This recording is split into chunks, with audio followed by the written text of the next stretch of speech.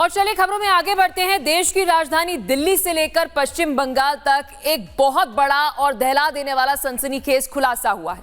पश्चिम बंगाल के एसटीएफ ने प्रतिबंधित आतंकी संगठन जैश-ए-मोहम्मद के एक खतरनाक ऑपरेटिव हमीम मंडल को दबोचा है, जिसके तार सीधे पाकिस्तान से जुड़ रहे हैं। आखिर जैश के इस आतंकी का क्या प्लान था और कैसे इसे दबोचा गया है, पूरी जानकारी एक रिपोर्ट में।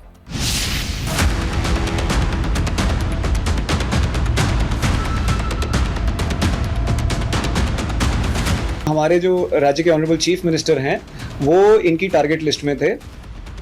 खाकी वर्दी के पीछे छिपी थी शैतान की साजिश।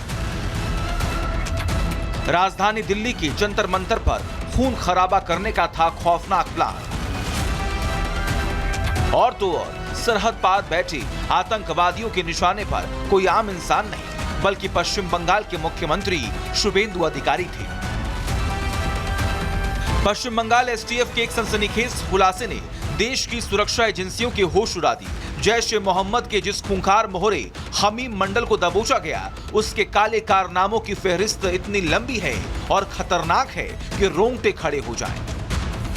जैश-ए-मोहम्मद गिरफ्तार आतंकी हमीम मंडल सीधे तौर पर पश्चिम बंगाल के मुख्यमंत्री शुभेंदु अधिकारी की गतिविधियों और कम सुरक्षा वाले रास्तों को टोह ले रहा था। पाकिस्तानी आकाओं के निर्देश पर आरोपी की योजना दिल्ली के जंतर मंतर पर हुए छात्र आंदोलन के दौरान पुलिस की वर्दी पहनकर भीड़ में घुसपैठ करने और बड़ी अशांति फैलाने की थी।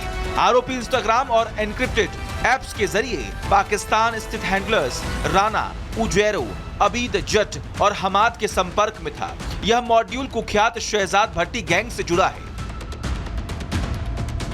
एसटीएफ के आईजी गौरव शर्मा ने बताया कि आरोपी की पहचान हमीम मंडल के रूप में हुई। उससे बीते शुक्रवार को पूर्वी बर्धमान जिले से गिरफ्तार किया गया और उसी रात पूछताछ के लिए कोलकाता लाया गया।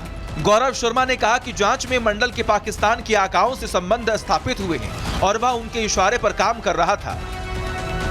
इसकी वेरिफिकेशन से हमें कुछ बड़े ही बहुत सीरियस मैटर्स पता चले। एक तो ये कि हमारे जो राज्य के ऑनरेबल चीफ मिनिस्टर हैं वो इनकी टारगेट लिस्ट में थे, तो उन हैंडल से बार बार एक कोशिश की जा रही थी इनको कम्युनिकेट करने की कि हमारे जो ऑनरेबल चीफ मिनिस्टर हैं उनका मूवमेंट पैटर्न, वो उनकी कोई अनगार्डेड मूवमेंट, इसको लेके इनको इंस्ट्रक्शंस दी जा रही थी कि वेरीफाई करें और बताएं और खबर दें।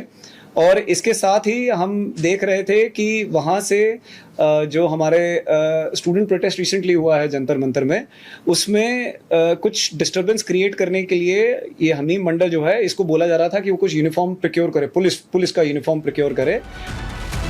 इतना ही नहीं, एसटीएफ के मुताबिक ये गैंग किडनैप और हनी ट्रैप करने की साजिश भी रच रहा था। हमारे पास एक इनपुट आई थी कि हावड़ा के एक सीनियर मिनिस्टर हैं, उनसे एक्सटॉर्शन की और उनके बेटे को हनी ट्रैप करने की और उनसे किडनैप करने की उनके बेटे को एक प्लानिंग चल रही है। जैश के कथित आतंकी की गिरफ्तारी और नापाक साजिश के खुलासे को लेकर पश्चिम बंगाल के मंत्री दिलीप घोष ने कहा कि यहां जैश-ए-मोहम्मद का मॉड्यूल सक्रिय रहा, लेकिन पुलिस ने गिरफ्तारी कर ली है और आगे की जांच में इसका कनेक्शन का पता चलेगा। अंदाजों और शक के आधार पर बहुत सी बातें कही जा रही हैं, हालांकि मामला इससे कहीं ज्यादा गंभीर हो सकता है।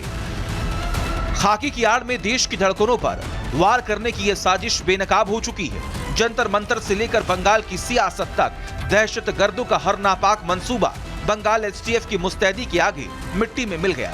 लेकिन सवाल यह है, सरहद पार बैठे इन आकाओं के स्लीपर सेल हमारी व्यवस्था में और कितनी गहराई तक पैठ बनाए हुए हैं? क्या हमीम मंडल की गिरफ्तारी से इस पूरे नेटवर्क की कमर टूट चुकी है या फिर अभी कई और चेहरे बेनकाब होने बाकी हैं? Bureau report, Republic Bharat.